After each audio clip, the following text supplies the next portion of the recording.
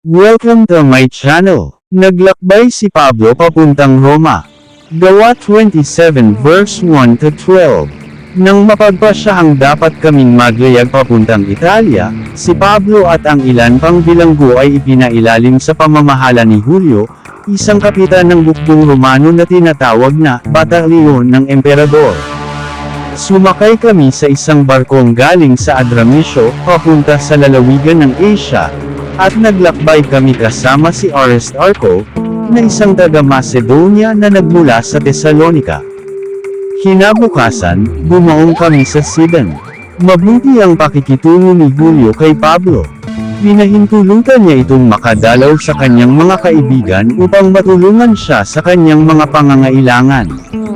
Mula roon ay naglakbay kaming muli, at dahil sa pasalungat ang hangin, kami na may base sa gawing silangan ng Cyprus upang kumubli.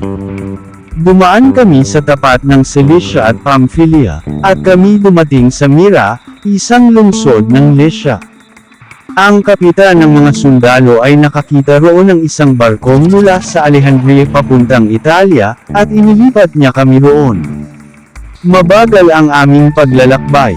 Tumagal ito ng maraming araw, at nahirapan kami bago nakarating sa tapat ng Sinido. Buhat dito hindi namin matawid ang kalawakan ng dagat sapagkat pasalungat kami sa hangin. Kaya't nagpunta kami sa panig ng Creta na kubli sa hangin, sa tapat ng Salmonet.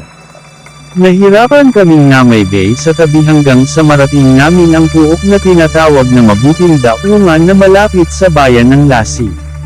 Mahabang panahon na kaming naglalakbay. Mapanganib na ang magpatuloy dahil nakaraan na ang araw ng pag-aayuno, kaya tinayuhan sila ni Pablo. Sabi niya, "Mga Ginoo, sa tingin ko'y mapanganib na ang maglakbay mula ngayon, at mapipinsala ang mga kargamento at ang barko, at manganganib pati ang buhay natin." Ngunit higit na pinahalagahan ng kapitan ng mga sundalo ang salita ng may-ari at kapitan ng barko kaysa sa payo ni Pablo.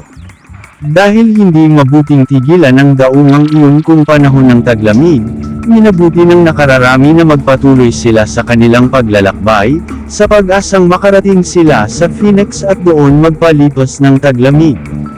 Ito ay isang daungan sa Creta, na nakaharap sa hilagang kanluran at timog kanluran.